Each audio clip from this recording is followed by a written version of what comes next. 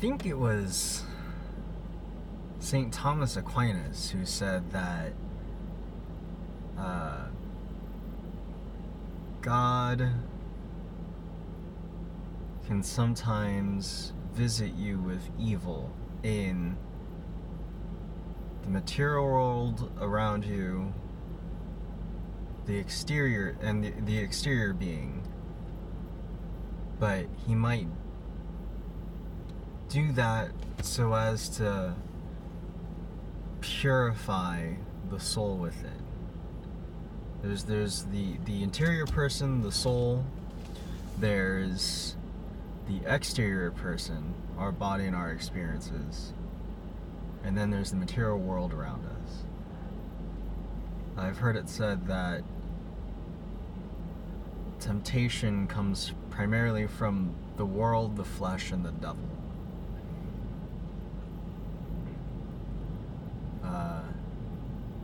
Evil is a strange thing. There's natural evil, and then there's true evil, moral evil. Natural evil, it's like when the most unfortunate things befall you, like death happens, fire, tragedy, natural disasters. Those things might be natural evils. I mean, they can take away from life. But they're a part of this world. But then you have moral evil. And moral evil is a strange thing. The rule by which one judges what moral evil is, well, the secularists would say that's kind of a fuzzy thing. But we know that God is good, and that all things are of and made by God. So in that case, anything that takes away from all the world around us and ourselves and anything that corrupts the true nature of, I guess, this reality that we live in, that's where moral evil comes from. Natural evil doesn't take away from the world. This natural evil exists in the world. A lion must hunt. Floodplains must be inundated. All things must eventually return to dust. But for man to damage the dignity of man, that's evil. And what's most distressing is when people put evil onto themselves. I did that for a very long time. At one point, I was an incredibly despicable person. It was for the sake of a lackingness in myself, as it usually is when it comes to why anyone would deign to do those things that would hurt the dignity of others.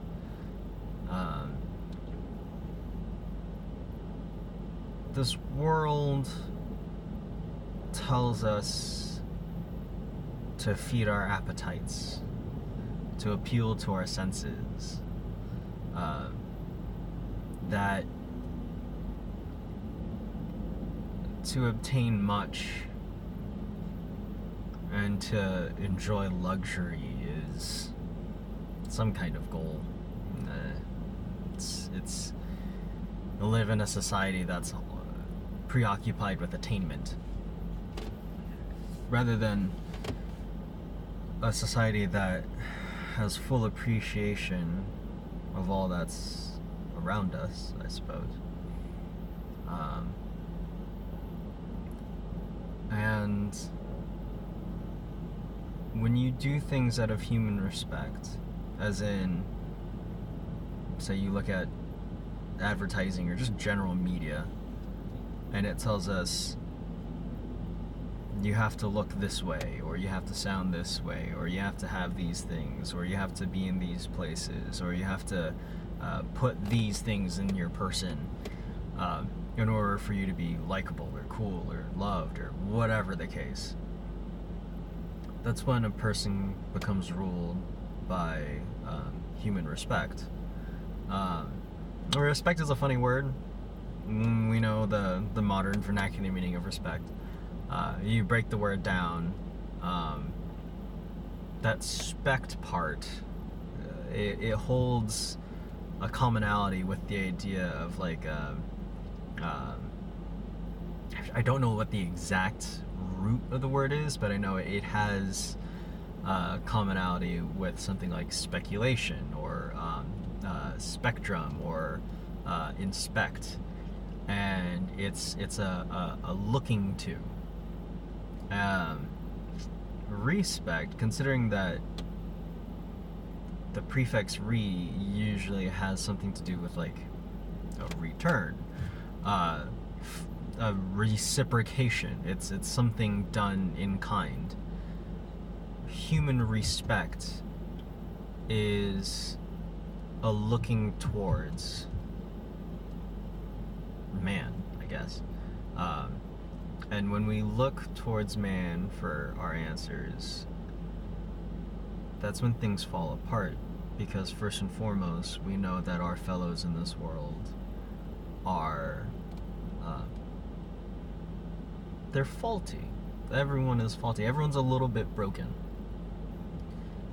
And when we do things out of human respect, and we just do what everyone else says that we should do, because we think we need to attain this or that to be happy, how often is that going to be right?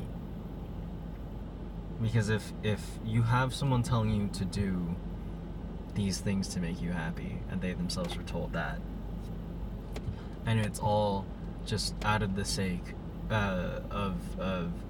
it's all out of just doing what was suggested of another person when it comes to the material basis of life, it's not gonna get you anywhere, really. If I like iPhones and, you know, other sort of like contraptions and like or like, you know, cars or, you know, clothing or whatever,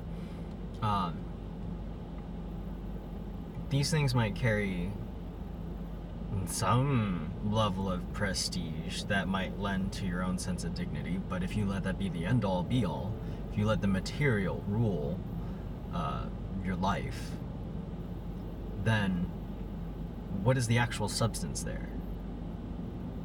And if all the world is just material, then once those things fade away, once all your fancy electronics break or become obsolete, once your clothes lose the vibrancy of their color, or you know, the interest of their cut, or once your you know, even the art in your home itself, yeah, even your very body, and how it will age, once everything loses its shine and luster, what is any of material existence going to do for you? And that's why doing things out of human respect seems to be a thing of folly. Is it's all we do is try to attain for the sake of someone else's opinion. What happens when you get to a point when other people's opinions don't matter anymore? If you get to a point where you try to live for something greater than the material competition that modern society seems to have, what is living in just a responsory way to the material world and popular culture, what is that going to profit you at that point?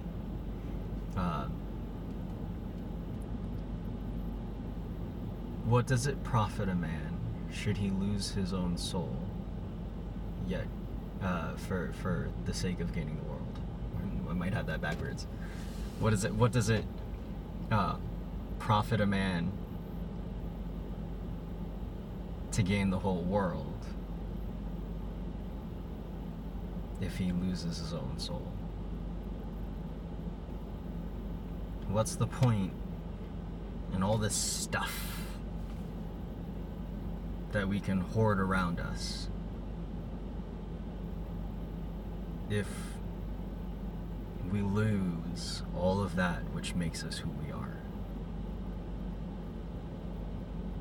The only thing I know for sure is that this material world is not what makes us who we are. It's everything that is inside that does. It's running a little long. I'll wrap this up. My own life has been one of incredible iniquity. A life of violence and drugs and the occult and just incredible bad behavior, absolute disregard and disrespect towards authority, and treating people terribly. When you do things like that, what does it gain you? If at the end of all things, if all the material world falls away, and all you have to look back on is all the evils that you've wrought for the sake of having a good time, is that what you want to remember for the rest of eternity? Do you want to be, at the end of your life, in a place where the only things that you have to review when it comes to the truth of your reality is pain, sorrow, desolation, and despair? Is that what you want? You know, it's not what I want. And for that, I live by an upper way, a greater path. It's a narrow path, it's a difficult path, but the farther I go down it, and the more I eschew the physical, material, mortal realm around me, the less perturbed I am about all the things that used to torment me. Because I know more and more that evil holds no sway in my life. It doesn't have to hold sway in yours. It doesn't have to hold sway in anyone's. We just have to know what to live for and what not to live for. The four last things are death, judgment, heaven, and hell. Know what each one is to you. God bless. Thanks for listening.